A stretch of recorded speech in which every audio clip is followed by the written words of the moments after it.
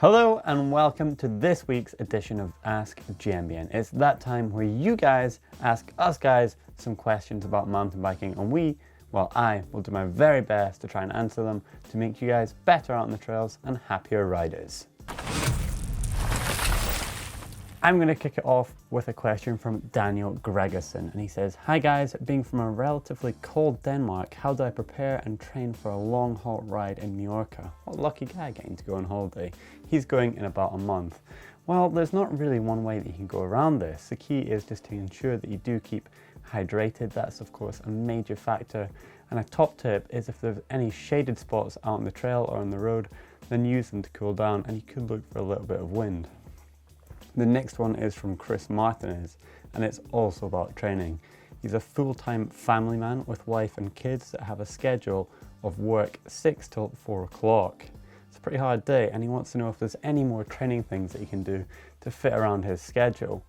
Well, there's a lot of intervals that can really help and elevate your training and also make you fitter in a quick way. So I'm going to throw you straight to a video on how to train for long climbs, and it's got some great hacks and intervals in there. It could be that you're going away on an alpine holiday and you want to get ready for those big long climbs, but you don't live in a steep location where you can get those long consistent climbs over an hour. So here is our guide on how to train for longer climbs. As the saying goes, no pain, no gain. These aren't going to be easy. You're going to get each effort finished, your legs will be burning, heavy, and you'll likely be sweating. The next question is from Pro Productions, and it's all about sponsorship. He's saying, "My wife is starting out on enduro after a great career in motorcycle trials. What advice would you give to riders trying to get sponsorship or even a full-time ride?" This is a tricky one because there's no right way about going to do this. It is really tough to get proper sponsorship and even to get a full-time ride where you're being paid a salary. So the best thing is to go to as many events as you can, get your name right out there, meet people, have a great time, look like you're having a good time, have a big smile on your face, and meet lots of new people. Of course, be active on social media, and if you climb in those ranks, you're going to get noticed and you're going to get exactly what you deserve. The next is from Kik Amano, and he's saying his cassette has got a little bit of play. What can I do to correct this? Well, the first thing is I'm going to say make sure that your cassette is correctly tightened. We've got a video on how to remove and replace your cassette, so if you're struggling with that, then maybe check that one out.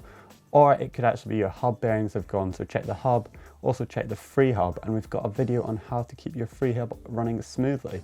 So go and click on that one and give it a check out. The first step is just to take the rear wheel off. So I've got a DT Swiss hub here. Whilst they're all quite similar, make sure that you check the manufacturer's instructions and guidelines on how to service your specific free hub. Next question comes, and it's all about road cycling and mountain biking. It's from Eric Pratima. He's saying, as a road bike rider, would I get benefit by cross-training with a mountain bike? If any, do you have a suggestion of what type of mountain bike will give more advantage? That's a tricky one, and it's definitely a yes from me. Of course, if you're out mountain biking, you're going to get that epic sense of adventure when you're out in the hills doing a big ride, and it's also really going to help with your handling skills on the road bike. The descending, the big mountain descending as well, when you're cross-country riding, you're going to sort of bring that onto the road, you're going to find a bit more flow, you're going to be thinking about your cornering and you're braking a lot more, and you'll pull that back over from having been out on the mountain biking. So I'd probably suggest going for a cross-country bike. Maybe start there, and you can actually build up into getting an enduro bike and doing some bigger descents, which you might actually find more enjoyable at some stage as well. The next is from VJ Gameplay, and he's saying how to get your bike enduro race ready. Well, we've got the perfect video for you. When I was in Ireland for the Enduro World Series, I spent quite a lot of time with the Enduro factory team of Canyon, and they were showing me how to get their bikes race ready, and I even learned a few tips, so check that one out. Moving down the frame, all the bearings are changed pre-event as well, so the bike suspension is working really well. Things like the shock is taken apart, it gets an air can service, also the bottom bracket, we're actually about to see that getting done, and same with the Crank Brothers pedals, they get taken apart, fresh bearings put in, all greased up so they're running smooth and maximum power transfer can happen. Right, what's this for? It's time for the quick fire round. It's when you guys ask us questions and we try to answer them as quickly as we can. The first one is from Zyka. He's saying, What's your opinion on the 1-up system or other extended range cog systems? Well, to be honest, I've not had much experience. I've always been lucky enough to get that wide range cassette, but they are really good, and if you don't have that option, then definitely use it as an upgrade, because you can probably change to a 1-by system, and that's way more efficient and easier to use. One brought down is asking, is training on a road bike, doing sprint and endurance sessions, a really good benefit for being an all-round mountain biker? Definitely, that's a great way to do it. It's easy to do it out on the road. You don't have many things to look out for, like rocks on the trails. So you can really get a maximum amount of benefit from just doing some training on the road bike. Tim Schuckerberg is saying, why don't you ride downhill bikes? We do ride them in our spare time. We ride a lot of downhill bikes as well. We tend to stick to trail bikes and also cross-country bikes for the filming, but maybe in the future you'll see some downhill bikes. Watch this space. Hadrian Armour, he's asking, how can you tell your disc brake pads are worn out mid-ride? Well, Hadrian, I'd probably say check your disc brake pads before you go for a ride, and then you won't have to check them out mid-ride. But you'll actually just be able to see them by just taking out that rear wheel or the front wheel, having a look down and seeing if they are worn. Hopefully you won't need to replace them trail side, because it can be a little bit of a faff doing it there without the correct tools. Neil Cross is asking, I'm interested in buying a new fork, but I don't want to spend too much money. Would you recommend buying a second-hand fork? Yes, Neil, that's a great way to save some money. It's easy to do as well. Look at sort of Pink Bike or some of the other forums and you should find a great second-hand fork. I would say just make sure that the seller has given you some information about to when it was last serviced, or even look at servicing it yourself before you go out and riding it. Seth Myers is asking, do you have GMBN water bottles? We do. They're coming to the shop hopefully very soon, but you can actually leave your caption contest in the Dirt Shed show for your chance to win one. That's it for the quickfire round. You can leave any questions that you have down below in the comments section or use the hashtag ASKGMBN.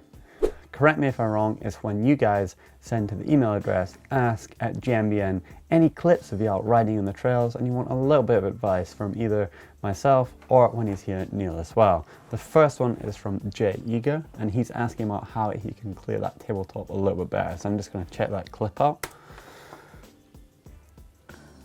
Oh yeah. I can give you a little bit of advice, Jay. It looks like you're more just sort of riding off that takeoff rather than using that bunny hop technique that we talk about quite a lot. So I could point you towards checking out our video on common jumping mistakes. Really think about coming up to pushing the bike forward and then driving through those hips, and that will get you right over and you'll get a nice transition onto the landing slope of the tabletop. The next one is from Dragos Stachi, and he's all about hacking his meat off this pretty big sender, and he does it pretty well. Let's just have a look and see if we can give him any tips.